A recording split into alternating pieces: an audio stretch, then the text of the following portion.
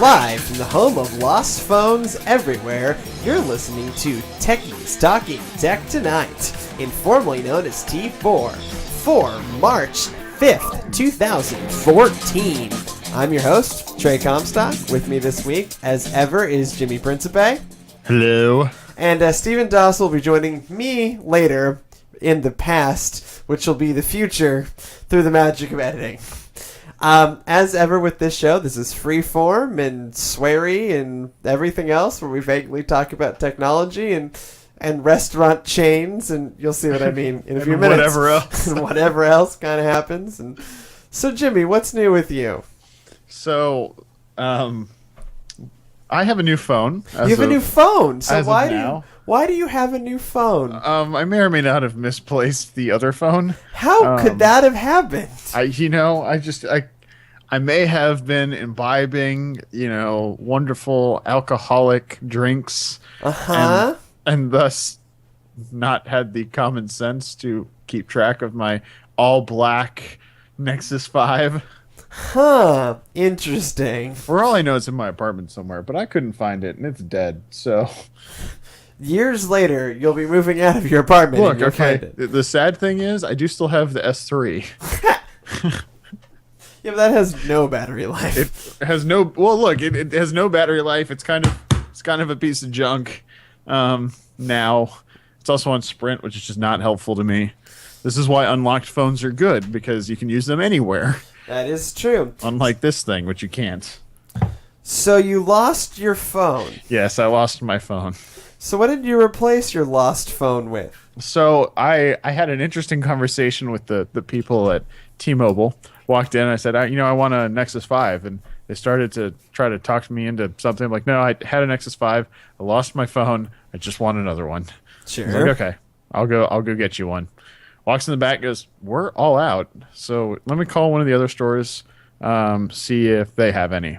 Nope, they didn't have any. Called another store, they didn't have any. I'm like, all right, plan B. It's like a Lumia 521. And the man looked at me like I was insane. Did he try to talk you out of it?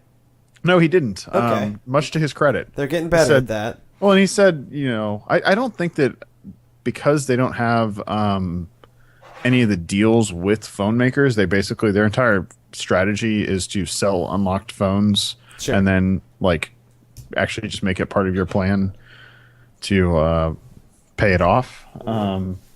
So, I mean, he didn't really care what I bought. He didn't even, because I'm on a prepaid, he didn't even try to talk me into doing postpaid, even after I asked, okay, what's the difference?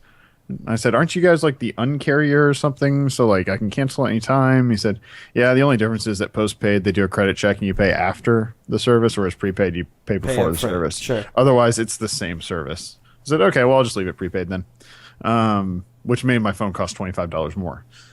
Because, right, that makes sense. Yeah. Because they have some subsidy for that. But anyway, so this is the phone. It's a beautiful white color, so I won't lose it. It has this nice little strap hole right here, so I can put a wrist strap on it, so I don't lose it. You probably should. Yeah, I probably should. Yes. But yeah, I mean, it's just your kind of run of the mill Nokia Lumia phone. Hang on. Yeah, but it comes apart. Run of the mill Nokia phone with an amazing price. Right, it was $150. It's unlocked $150. Unlocked $150. Got my T-Mobile SIM in there. This is for all you video podcast watchers. Yeah, I see it. Yes, blurry video of a SIM yes. card. Yes, scintillating. This white thing in the black body is I see the it. SIM Yeah, card. I do see it. I have a 1430 milliamp hour battery. Yeah. Apparently, according to Nokia's website, it has 8 hours of talk time. 9 hours of talk time? 9 hours. I was supposed to say, funnily enough, you quoted me 9 hours in the pre-show. Yeah, no, I think it's 9 hours. Well, maybe it's 9 hours of talk time and 8 hours. Okay, no. So it's 9 hours on 3G and 8 hours on 2G. Is it? Does it not have 4G? It is not a 4G phone. Has no LTE. So you only but have it does the use the 3G? HSPA Plus. So it's a 4G phone. It's a 4G phone. It's a 3.5G phone. That's fine. I mean, T-Mobile doesn't really have a lot of LTE anyways, so it's not a huge deal, and I wasn't going to pay extra money for it. Well, I mean, look, For what it is and for what they charge for it, that's a full-fledged smartphone with running the latest version of Windows Phone 8. I'm running 0.1. Yeah, I'm running the same version of Windows 8 as you are on your Lumia 1020. GDR3. So let's see. View all specifications. I can tell you what the processor in it is. Sure. It is not listed. Where is it? Good job. Way to oversell and underdeliver. Well, it has 512 megabytes of RAM and 8 gigs of storage. Sure. This is the pinnacle of quality right here. Okay. It's a decent phone. Yeah, but it's not like a top of the line phone, but no, I mean it's $150 though, so who cares? And the other thing is that, and you pointed this out to me as well, that it has 45 hours of music playback time, and that apparently Paul Thurrott over at the Win Super site, and Windows Weekly on the Twit network says just buy it you should just buy it unlocked, $150, buy it unlocked, comes in more colors than white, and then give it to your kid, use it as a media player because it's cheaper than an iPod Touch and it's better. And does it have expandable memory? Not as far as I can tell. It doesn't look like it does. See, that would make it almost perfect. Actually, I take that back. There's an extra spot in here that could. Hang on, I've got a micro SD card lying around here somewhere. I am willing to bet that thing has expandable memory. In which case, that thing is almost the perfect media player. Decent screen, up-to-date operating system. It has Here maps. Yeah, and that's probably the best thing about it, that I now have hard drive maps on my really cheap phone for the entire world. Right. I mean, I only downloaded the US. I think it's still downloading, but yeah, I mean, they're available for the entire world, and so even if I just use it as a media player and a GPS, I mean, it's still a great deal. And Here Maps, I mean, you love Here Maps. I do. We were lost in Chattanooga, Tennessee, and trying to find this stupid movie theater. And Here Maps just took care of it. Like, Google led us to the wrong address. And Google's been having weird problems recently, in my experience. I guess I don't have one over here. Well, this thing was like barely on the road. Like, I can kind of understand why there was a problem. But still, like... but Google has always been my go-to. Like, I'm going to assume that it's going to work. And yet, it has been letting me down recently. So, given that you drunkenly lost your Android phone, what are you thinking of Windows Phone? It's a lot like my Zune. Sure. Yeah, I mean, yes. I mean, okay, it is a lot like Zune. For those of you that don't know, I'm a Zune HD owner. I still use the damn thing. In fact, here's the dock for it. Best device of 2006. It was the best device of 2006 that came out in 2009. Yep. Thank you, Donald Bell. So, yeah, it's a lot like, I'm very familiar with this has always been my experience, though, playing with it at any store was that, oh, look, it's a lot like... my Zune HD. Sure. I mean, it's the same folks, basically. And so I understand how the operating system works and how to navigate pretty easily, and then combine that with how some of it is similar to how Windows 8 works. I have that on my on your laptop and on my Yoga. So it's a great. I mean, it's a great phone for $150. Sure. And I like that I just added the people thing. I just got that kind of set up. I'm still in the setup process, so it's not perfect yet, but it's getting there. Got my calendar synced. I got.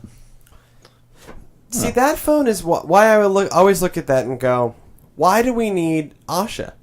Why does there need to be Asha when you can get that for $150? Right, because this is the cheap Lumia phone. Yeah, that's the bottom. I mean, as far as I know, that's the bottom of the line. Yeah, I think you're right.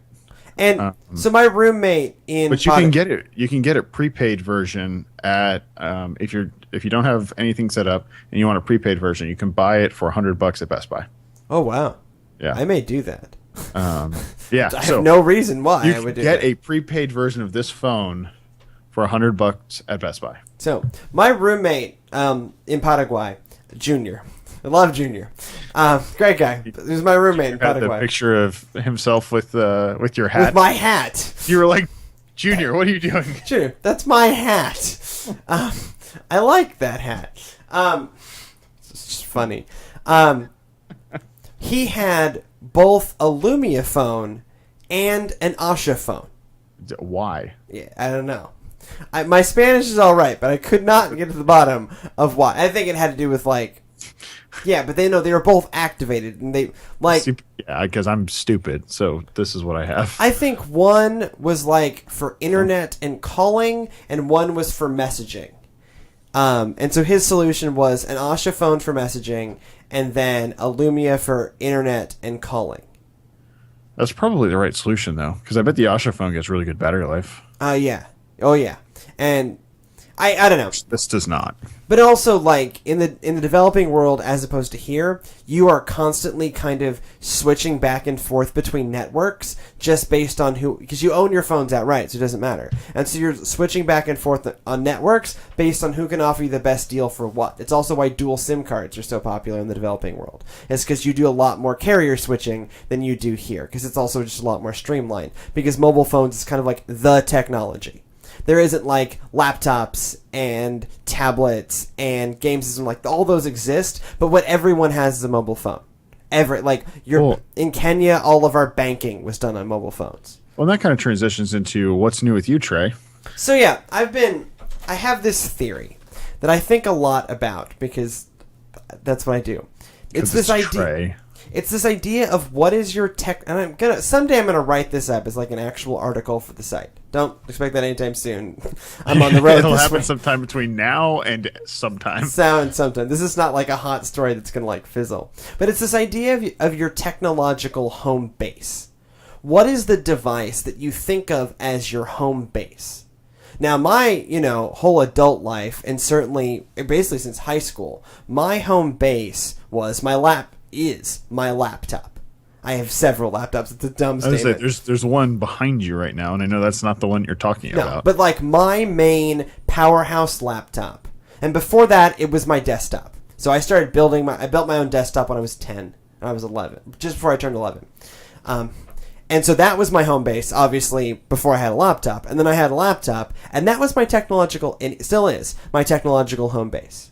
Where I think of, like, where all the important stuff needs to be, what I think of as my technology home. Okay? Follow me on this idea of having the device that you think of as your home base. Where you may have I'm surrounded by, a house full of a dozen computers, and I carry 2 cell phones and a tablet and other laptops, but that's not my home base. Because you make strange life choices. I make strange life choices. But my MacBook Pro, for me, right now, is my home base, and it's always been a computer, and since high school, it's been a laptop. So, Jimmy, what's your technological home base? So, I think it's interesting that yours is a laptop, because I know that mine... And granted, it's because you have a very powerful laptop. Yes, that's part of it. Mine, the first computer I really was just mine was my laptop when I went to college. Before that, we had the family shared computer idea where there was a room that had the computer in it, and if someone else was using the computer. If you are like 15 and listening to the show, turn it off. First of all, this is not appropriate.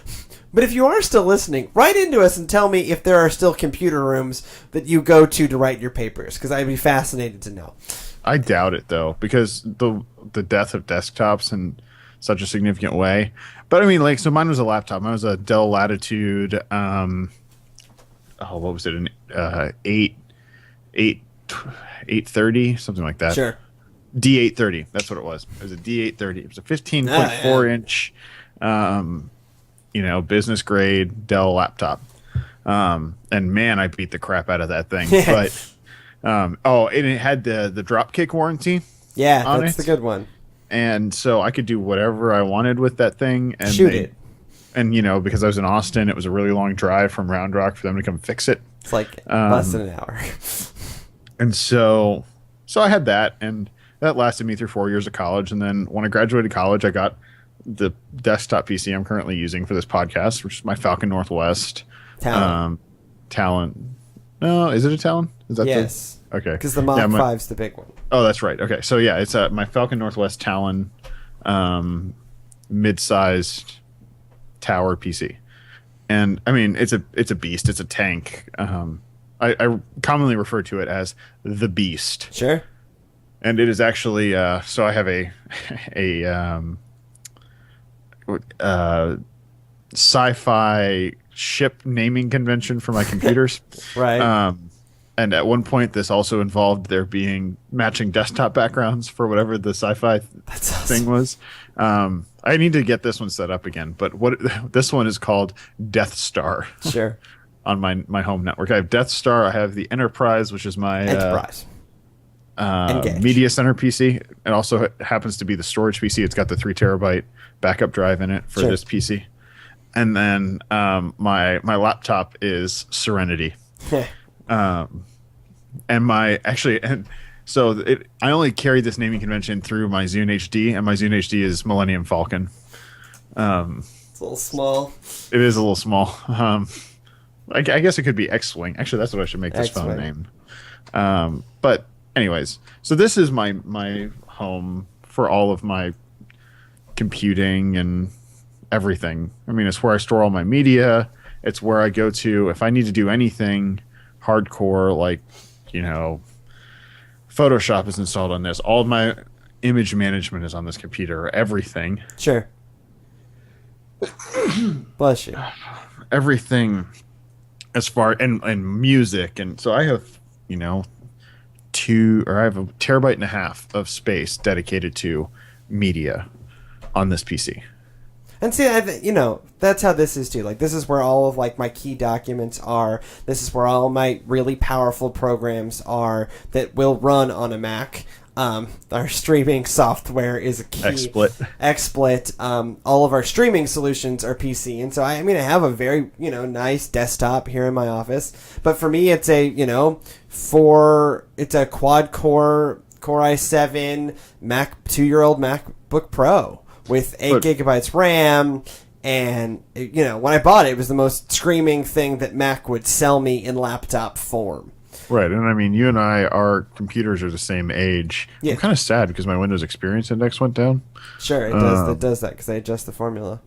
Yeah, well, apparently my hard drive, they've adjusted the formula recently, and my hard drive is now not nearly as fast as it once was. Sure, that makes sense. And so, but now it's 5.9. But part of why I bring this up is I think for us, a computer of some kind was that first device that we could do stuff on for real that we could consider our own, right? Because when we got phones, like I got a phone when I was 14, which was really young for my generation anyways. Well, but not really. No, I was like the first of any of my friends. There's a specific event that, caused that to happen. Sure. I mean, after 9/11, that's when I noticed that everyone... Yeah, but I had a phone before 9/11. Yeah, see, I didn't, but that I had a phone when I was in 8th grade. Well, so I'm also younger than you are. Yeah, but like, regardless of my lack of hair. I was in 8th grade in 2000, and I had a phone, and so, like, I got mine really early, but you couldn't do anything with it. You could funnily enough, you could make phone calls, you could play Snake, and then my sophomore year of high school, I discovered that you could text people, like, it's a texting pioneer. But even then, like, you couldn't really do anything with it. This is long before apps and smartphones. Right. Then you had your Palm Trio, which you loved. Which I loved. And then you had your iPhone. And your iPhone. My iPhone, and also a Lumia. But the point I'm making is, for me, the first device that I had, my first powerful device that I had that was mine, was a desktop and then a laptop computer. What I wonder... And I don't have a whole lot of empirical proof about this, but part of my theory is that kids growing up today don't think of a laptop or a desktop as their home base. They think of a phone or a tablet as their home base because it's the first powerful device that they got. That's where they talk to their friends. For me, I talk to my friends mostly on AIM. Right. And all my photos were stored on my computer, or taken by my digital camera, and then stored on my computer. And everything, all of my kind of high school digital social life wasn't really happening on my phone, except that girlfriend I texted with all the time. back before texting was a thing. Yeah, whatever. But for most of it, it was AIM. That was the free communication. Texting costs a lot of money. Right. That was pre-unlimited texting. Yeah. This was like 10 cents a message. But I mean, I would argue that even with as powerful as phones are getting these days, and tablets are getting these days, that you still cannot replace. And granted, some of that is what you and I use computers for. You still cannot replace the power that is a true desktop workstation or a laptop replacement. But I'm not arguing that those things are going away. I'm arguing that those things are no longer their home base. What they think of as truly theirs. What they think of as truly their technological home. The hub of their digital life. Isn't their desktop or the laptop, right? So I have a desktop that's sitting here that's extremely powerful that I need to do a specific task. But I don't think of it as my home base. Oh, okay. I see what you're saying. Right? I'm not just saying like that I have a phone that I need to do. Well, apparently, I need to do a specific task. Right. And so therefore, I need a phone. And I have an iPhone, and I have an iPad. I have all of these devices. And I'm not saying that they don't have their own functions. This is not my polemic against tablets, for once. And I don't think that kids these days who are doing what we do... Whippersnappers. I mean, they're 10 years younger than me. Exactly. I'm not saying that a kid 10 years younger than me that's breaking into video editing doesn't also have a MacBook Pro or a Mac Pro or a Windows desktop to run Premiere or Photoshop. I'm not saying that. There will always be a need for power. And there will always... Those who need power will always know what they need it and they'll always make sure they have it. Just like we did, right? Right. Before. And I certainly paid. I mean, I have this, computer that costs more than twice as much as my Yoga did. And my Yoga is a high-end PC, right? A high-end laptop. I spent $3,100 on a MacBook Pro. I used part of that was the warranty. Now I spent $2,100 on a PC and then another $1,000 on a Yoga. Right, but for me. I mean, $300, that's the warranty. And the other part of it is this is my technological home that I need that kind of power on the road. And that's kind of why a laptop became my home base, is because I'm on the road a lot. And I need to be able to do whatever I want to do, wherever I want to do it. And so I sat on the dorm room floor at the Paraguayan National Institute of Health, and I crash edited a 50-minute documentary in 3 days. Yeah. See, mine, if I build my kind of my technological home idea around the ability to have a solid internet connection with my laptop. Because whenever I know, and part of this is I really just need to stop being lazy and set up Wake on LAN for my desktop. Yes. But... yeah, that's kind of a problem. But so what I'll do is I'll say, okay, I'm going to be out of town for a week. I'm going to need to be able to do some photo editing while I'm out. So I'm going to turn my PC on, let it be in standby mode, and then I'll remote desktop into it. Yeah. And I'll just run everything remotely. And then, it has that really nice feature where I can click and drag media files across and just send them. And so I'll do that. And because I have the exact copy of this machine is sitting at my desk at work, spec-wise, because we used my computer to spec out our computers at work. That's pretty funny. I told you the story there. Yeah. So the story there was that I was working on a project that had a high amount of graphical work, and at the time, the PC I was using was. Do you have which one of the Dells do you have? Do you have the 5300 or the...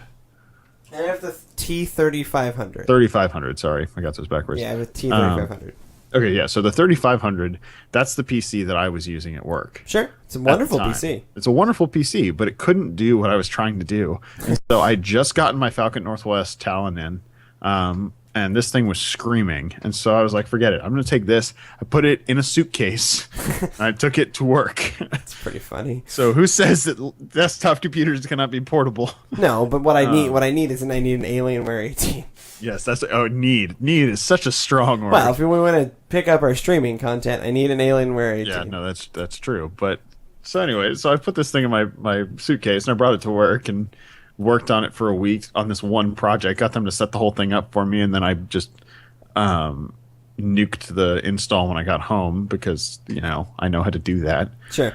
And so after that, they're like, well, if that's what you think we need, we'll buy some. And so I printed them a spec sheet, and they took it to Dell and HP and everyone else, and they got them to submit, like, okay, we can do it for this much. Sure. And if they hadn't beaten them on price, we would have had a bunch of Falcon Northwest PCs. I love me. But HP came in real cheap on price. Sure. They were able to undercut Falcon Northwest by to get the same specs by about $300 or $400. Wow. Per unit? Per unit. Wow. Yeah, that's for real. You have to buy from HP, but yeah, exactly. So fundamentally, some of the pieces inside are going to fall out and roll away. But HP, I hate HP. Someday I'm going to develop this. I'm going to actually interview some teenagers and develop this into an actual piece. See what the kids these days are doing. Well, because I have this I have a theory that it is the device you get first that can do things. Where you think of as your digital life being based. Well, the interesting thing is that there's 3 years between you and me? Yeah. And then there's another 3.5 years between me and my younger brother. Right. And so, but I think all three of us approach that technological home the same way, even though there's such a big spread of technology advances so fast. Theoretically, my brother should be when did he start college though? 2011. So he's okay. So he was in high school on the iPad. I think part of my theory is I think the iPad. Well, the other problem is my brother is also a computer science major, so he's skewed. Completely biased. What However, I need is some he's really friends with these people. I need to talk to your brother. I thought I don't live on a college campus and could just start interviewing the undergrads. Look, we can pay them in pizza. What I may do is just put flyers up like, hey, you want free pizza? Come be interviewed for a thing. Really easy, simple questions, non-invasive. Got to make them sign something. Yeah, I know. Sure. I do research. You do research? You yes. research things? I research things. God. All of the things? All the things. Right now I'm digging through federal budgets looking for healthcare spending. Fascinating. Yeah, it is actually kind of interesting. That is good television right there. Yeah, let me tell you all about my research projects. But on that note, I'm going to throw it to my time with our gaming editor, Stephen Doss, through the magic of editing. Hello, Steven. What up? So, Steven, what's new with you? Dude, not much. Went to Chili's for dinner. I like some Chili's. Exactly. Occasionally. If they want to break out some gift cards, that'd be awesome. Had the molten lava cake. They have a great, they have this thing where it's called beer tray. Well, yeah, but they also have a chocolate chip cookie. Yeah, I saw that they make in a skillet. Making a skillet. Oh. It is 40 Weight Watchers points for that thing. Diabetes. Well, you're not supposed to eat the whole damn thing. No, you're supposed to share it with the person. And it comes with ice cream. It's delicious. It really, Yeah. We had a gift card, and so we went to Chili's. And it was, it turned out that, this, whatever, it's going to be this skillet cookie thing. Skillet cookie thing. Yeah, it's delicious. That is delicious. I want to go to there all the time. So, I could sit there and eat that all the time. Would not help with my Weight Watchers, but there's more to life than that. So besides having recently eaten at Chili's and ordered the wrong dessert, how is that the wrong dessert? No, the chocolate molten lava thing is also good. It's very delicious. It's probably been 5 years since I've had one, but the last time I had one, I do remember it being quite delicious. Mm-hmm. When you go to school in Williamsburg, Virginia, you make some compromises.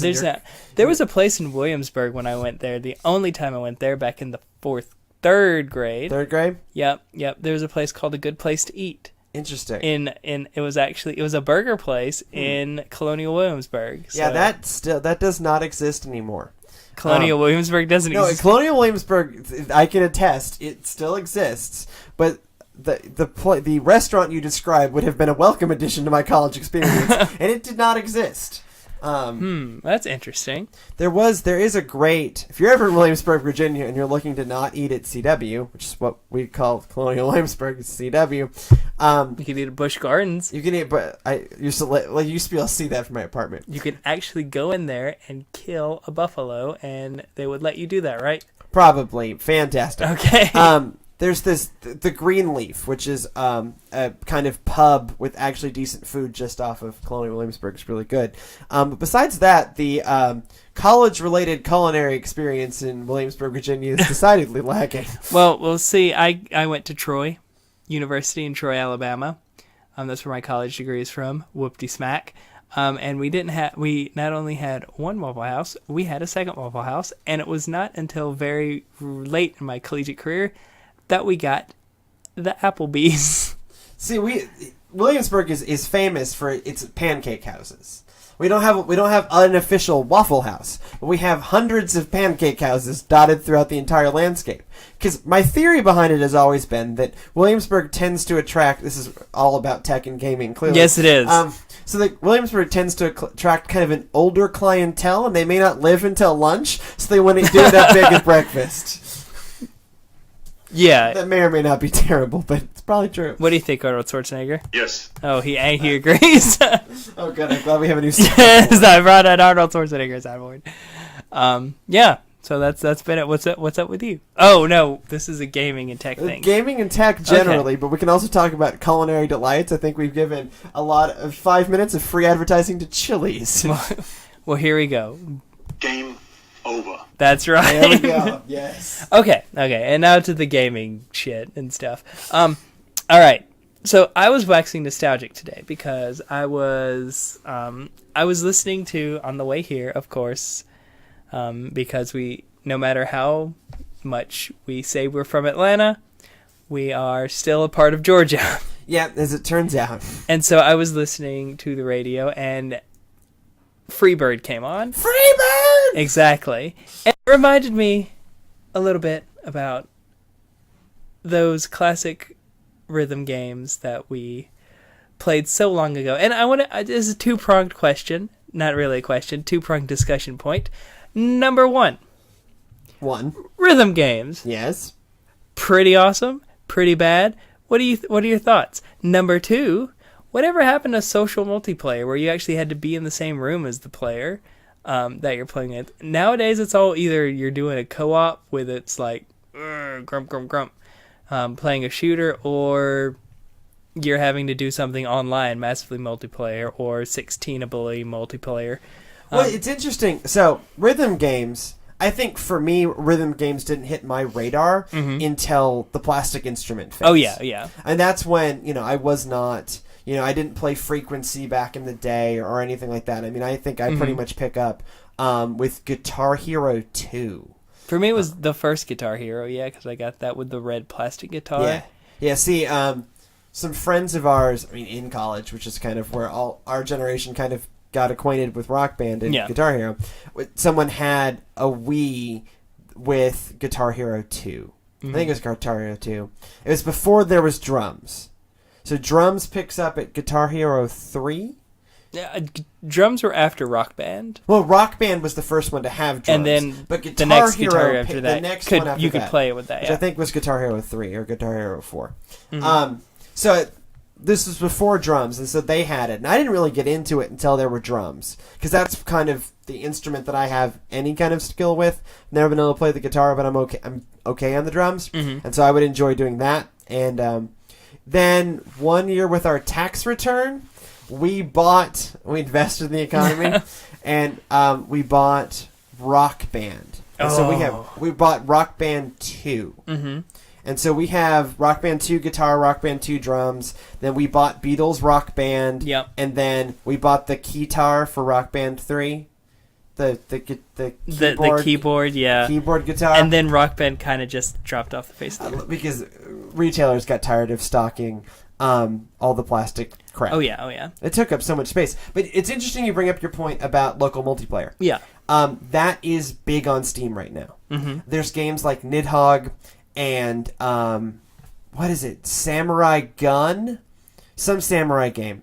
where it's super basic graphics, a la everything else in the indie scene. Yeah. But it's all about like super basic, like fight against your friends, Super Smash Brothers style, even. Which is awesome, and I think when you have fighting games like that, and I think that's where most of it's gonna come from. Yeah, and Dive Kick, Yeah. from Iron Galaxy. I mean, there was a bunch of games like end of last year, beginning of this year that are thinking about that, but none of them, except for Nintendo's upcoming release of Super Smash Brothers, and Mario Kart. No one else, I think, besides Nintendo in the AAA space, is really thinking about this. No, because it's like that's not where the money is. The money is we want you to pay $49.99 a year to have Xbox Live or however much it costs, or yeah, it's like 60 bucks a year, or PSN, which on the PS4 now costs for multiplayer. Yeah, PS3 still free. What? Yeah. I paid $19.99 for 3 months of PlayStation Plus. Get some- Downloaded Borderlands 2. Thought it sucked. Yeah, I think you have to be a particular kind, particularly drawn to the Borderlands series. Yeah. I did download Ico and Shadow of the Colossus. Those were great games. Also, Uncharted 1? Uncharted was on there. Bioshock Infinite's on there now. Yeah, I saw that. No, it is not true. Actually, it is, Arnold. It is true. And I would download it, but it takes 2 days to download on my internet. Yeah, it's a little rough. It is a bit rough. Come on, don't bullshit me. Actually, it's true, Arnold. I'm not bullshitting you. But yeah, go back to the thing. It's like that local multiplayer it's something I really enjoyed, because I remember when this is Tales of an ex-gamer here. I remember one of the biggest get-togethers we had while I was at graduate school was when I bought Beatles Rock Band. Sure, yeah, Me and my yeah. girlfriend at the time, we got it, and we just said, hey, we're not going to open this until we can get a lot of people here, and so we just put out like a Facebook invite to like a couple friends. Like, so we had 30 people at our apartment. That's awesome. We were all playing Rock Band. People were singing along. We had And Beatles Rock Band does a lot with that franchise. It does. Beatles Rock Band was one of it was just a fun game. That's a lot of times nowadays, people forget that games are supposed to be fun. Sure. They either want to tell this super emotional story, they want to be uber violent, they want to... Or they can be Bioshock Infinite and do both. Or they can be Bioshock Infinite, do both. But they forget the one big thing is people play video games for escapism. Or at least most people do. Sure, I mean, yeah, that is one of the key functions. If you want to have that emotional response, you're going to watch a movie. You don't have to spend 20 to 40 hours watching a movie to get that same release. And then with all these multiplayer stuff, it's like, we want you to go online so you can get yelled at by a 13-year-old. Racist 12-year-old, yes. And that should, again, it's losing the fun. I think gaming is going to have a big problem coming soon because it's losing fun. I think that is why I think games like fucking Clash of Clans and Candy Crush Farm Animal it's just Saga. kind of simple, dumb fun. Yeah. And I think that's where the indie space and the mobile space is really good at. Yes. And I think the AAA space is going in a very particular direction. I happen to like a good part of that direction because what I like is I like story-driven games. I don't only story-driven games. But that's kind of, if I'm going to shell out $60 for a thing, what I want something story-driven. Yeah. Because I want to get lost in a good story. Now, it needs to be a good story. I do too, but, a lot of times it's not going to be a good story. Well, it's not, video game stories are super hit or miss. Yeah. You'll get some like The Last of Us, which are super hit. I love the story of The Last of Us. Assassin's Creed 4. Yeah, surprisingly. The back half especially Yeah. is less bullshit than the front half. And I ended up really liking that story and really ending up very attached to those characters. And the twists and turns weren't really twisty or turny for me. Yeah. But I enjoyed that game, Yeah. and part of it was that story, and that's been part of my draw to the Assassin's Creed series overall. Yeah. Is the story is not like high drama, but in terms of kind of a pulpy action film. But it's good. It's good action storytelling. Yeah. It's Die Hard. It's not Schindler's List. minus the Minus the- Desmond Miles and the Power Rangers bits. Just don't do it. Get as rid much of the for me. Desmond. But he's dead now. He's dead now. Spoiler. Yay! For those who didn't play Assassin's Creed 3, Desmond's dead, and Lucy's a Templar. You know what game I think, for me, got it right? Had great gameplay, great story, was fun, was only a single player, but still, had that sense of, like, me and the girlfriend at the time, she would actually watch it as I was playing. That's how good the game was. What game? Okami for the Wii. Sure. Yeah. That was when I think of what a video game should be, I think of that one. It had a great mechanic with the Wiimote being a paintbrush. Yeah. Had a great story. It was retelling of was it monkeys? One of the monkey tales, whatever. Yeah. Had great gameplay. It was very, Zelda-esque, but it was Zelda-esque, but it wasn't Zelda. But it wasn't bogged down in being actually Exactly. Zelda. Like back in the day, Crystallis Sure. was a Zelda clone. Or straight up. Darksiders. Or Darksiders, yeah. It was just fun. Again, waxing nostalgic today, because I'll be turning 30 in a few weeks. Yeah. Yeah. So I'll be doing a lot of those. Probably next week, talk about fucking puzzle games. I'm wearing Tetris socks right now. I see that. That's fascinating. Wore those to my wedding, by the way. That's pretty sweet. They were beast mode. But yeah, that was a game that I feel got the best mix of story, fun, and gameplay that I think games should strive through. Sold precisely shit because it didn't have, But it didn't have the marketing behind it. It Yeah. didn't hit any of those tick boxes of blood and guts, appeal to the core gamer. And if the core gamer is a racist 12-year-old, I don't want that to be the core gamer. I have decided that the core gamer is actually the 17-year-old college freshman. I think so, yeah. That is actually that kind of like, I think about when we were at my house, when we were the hardest core. It's when like my brother was like 15 and I was like 18, or when he was 14 and I was 17. So that's when like I spent most of my time like building gaming rigs. Yeah. And he was playing, he played in the first year that WoW was out. I'm telling stories on Drew. When the first year that WoW was out, Drew played 80 days worth of hours. So that's when like we were the hardest core, like in line for every console So that came you out. were responsible for this. Yeah. Oh yeah. You dick. Yeah, this is my fault.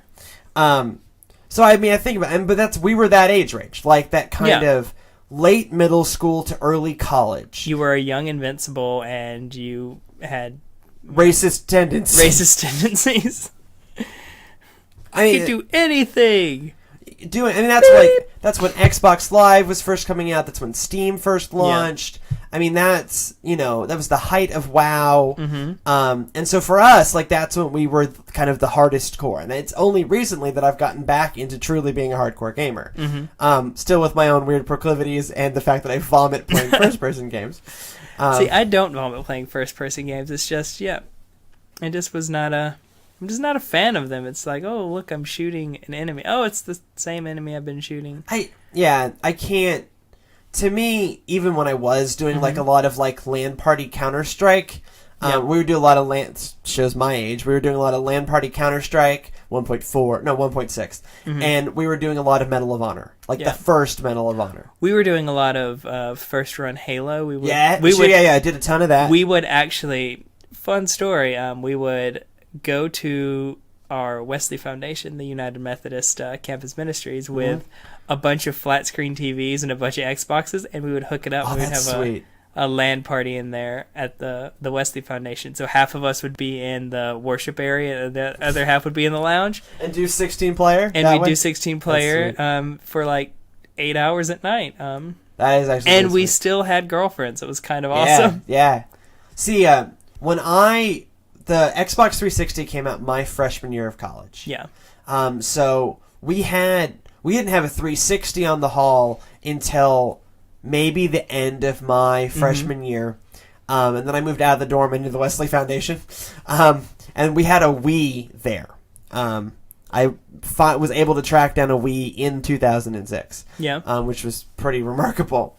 And so we had that. And so we played a lot of Mario Kart, a lot of Zelda, obviously a lot of Smash Brothers, and a ton of the Mario soccer games, Mario Super Strikers. That's actually a really good game. We want to talk about fun. Yeah. It's dumb fun. It's Mario characters, but the soccer mechanic is super crazy, and the AI starts to get really impossible. It's a lot of fun. That's okay. Next week, we'll tell Jimmy this. Number one, we should hopefully all be on the same show. The same show. That'd be nice. Number two, topic of discussion was the most fun game you've ever played. Most fun game I've ever played. Not the best game. No. You know, there's some games that are just fucking stupid that aren't ever going to be considered the best of all time, but you love them. For me, SNK Baseball Stars. Oh my god. Sure. For me, that was fun. For me, All-Star Baseball 2000. Oh, yes. My friend Brian and I sunk probably hundreds of hours. Oh, yeah.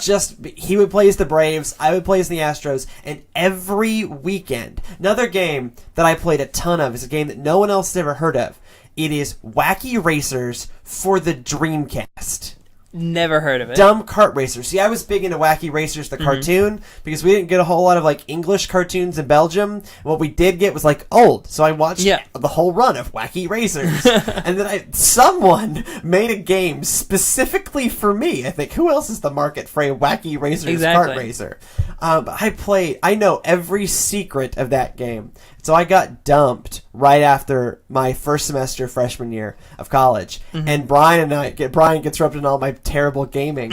We played all the way through Wacky Racers throughout an entire, rebuilt my psyche by playing through this dumb Dreamcast kart racer several years after the Dreamcast in any way ceased being relevant. Exactly. But I love my Dreamcast. What are some games that me and my brother used to play? Oh, my brother and we would play, we had an Atari 7200. Oh, wow. 7800. Wow. Look at you. Yeah. We had an Atari and a Nintendo back in the I had a day. Nintendo. I did not have an Atari. But we would play, because the first system that was backwards compatible was the Atari 7800. Yes. You with could play, the 2600. You could play and with the Intellivision. Oh, I didn't realize that. You could play Intellivision games. Holy crap. On it. We played Vanguard. Okay. On the Intellivision, with the Intellivision cartridge in the thing, but we would freaking spend hours playing Combat. Sure. Yeah. Great game. We would play that, and it was just like, here's one box with a line, here's the other box with a line, shoot each other. There's no story, there's no graphics, it's just that, and it was awesome. Then I recommend Samurai Gun. On Steam now, dirt cheap. It is just 4 little pixel ninjas and basically one-hit kills. Nice. And you just hop around and murder each other. Also Nidhogg, same idea. Yeah. It's just 2 little pixel guys with swords, and you're trying to run to get eaten by this giant penis monster.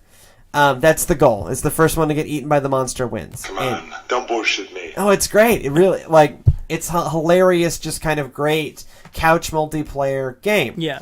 And it really, if you're kind of waxing nostalgic about couch multiplayer and really want to invest in it, buy a Wii U. That's all the Wii U is at this point, is couch multiplayer, if you think about it. Yeah. I mean, they've got a few, the Super Mario Brothers U is really meant to be played co-op. Super Smash Brothers only really makes sense local multiplayer. Mario Kart coming out in May. Guess what's gonna be more Mario Kart? Do we really want it? I don't know. Sure. Why not? I don't know. I feel like they're not innovating enough in the Mario Kart formula, but what do I know? It's Mario Kart. You can't really innovate that much with it. It's a kart racer. That's like saying... But it's the only kart racer left. It's like, tic-tac-toe. We need to up the ante. Up the ante on hardcore tic-tac-toe. I don't play that game. Yeah, I know you don't, Arnold. I know, Arnold. Yeah. The place for kind of couch multiplayer, couch co-op, Yeah. is the Wii U, because Yeah. Japan doesn't. Certainly, Nintendo, Mm-hmm. as a Japanese company, does not seem to understand the internet at all. Like at all. Yeah. Sony does, but Sony has a much more extensive U.S. division. Sony also is laying off people. Sony is also laying off people. PS4 just launched in Japan. Yeah. Pushed the PS4 beyond 6 million sold. Yeah, good for it. This console war is looking bad for Microsoft. Titanfall needs to be huge. By the way, Titanfall next week. We will be dark next week. Because we'll be playing Titanfall. So we'll be playing Titanfall / I will be on a business trip. And so if there is a show, it will be on Thursday rather than on Tuesday. Mm-hmm. And I got to work out how this is going to work going forward. Because scheduling may be complicated for a few weeks, but life Stop goes on. whining. Yeah, I know. My life is more complicated than it needs to be. So speaking of kind of waxing nostalgic, Yes. I have been playing a lot of Pokemon X. So that's the Pokemon game that came out last year, It's the one that came out before Y, but came out at the same time as Y. but after V. W. It was actually after Black and White 2. Black and White 2. Black and White, it went black. What it is? I can do this. Ah, I used to play Black and White. The Yeah. Peter Molyneux Oh, game. new game. One of the ones he oversold. Exactly. And you know what? I fell for it. And so is this like Black and White 2? No. So the generations of Pokemon. Let's see if I can do this. So it was blue and Nerd. red. Then it was yellow. Nerd. Then it was gold and silver. Nerd. Then it was, what was it? Emerald. I can't do the Game Boy Advanced ones. And then, whatever. It's platinum and Black and White 2, X and Y. Something like that. There's a list out there on the internet. Anyway, so I've been playing a lot of that. It's the first fully polygonal Pokemon game. Even when you're wandering the map, it's a fully polygonal character. Mm-hmm. They use 3D. That means it has more than one wife. Yes, that's exactly what that means. It's a fun, I got hooked on this because of Twitch Plays Pokemon, which we talked about extensively on last week's show. By the way, they beat it, and now they're playing Pokemon Crystal. So Twitch is still playing Pokemon. So Twitch is still playing Pokemon, and there's still tens of thousands of people tuning in constantly to Twitch still playing Pokemon. Which I don't get. But I don't know, every 2 or 3 years, I go back and I play a Pokemon game. And it's just become a rhythm in my life. I've probably played 5 or 6 of them at this point, and I'm hooked, and I'm waiting for me to get my copy of South Park Stick of Truth, which comes out today. That's the next game I'm kind of really excited about. Yeah. But on that note, we should probably get out of here. Thanks to Jimmy to joining us in the first half of this. Thank you to Steven for joining us in the second half. It's my pleasure. Go play some couch multiplayer with a friend today. Yeah, download Nidhogg, there we go, Nidhogg or Samurai Gun off of Steam. It's available for some monies, and I recommend both of them. And plus, you'll actually have human interaction, which is... Spend time with your friends. Yes, please, please. Don't just yell at racist 12-year-olds on the internet. But I hope you leave enough room for my fist, because I'm going to ram it into your stomach and break your goddamn spine! No, Arnold, we don't say that. Wow, that was intense, man. If you have any feedback for us or for Arnold, podcast at textlastcall.com. No deal. Facebook.com/textlastcall. No, that's Pinterest.com. not true. Pinterest.com/textlastcall. Ridiculous. Or at textlastcall on the Twitters. You son Good of night. a bitch. Lovely.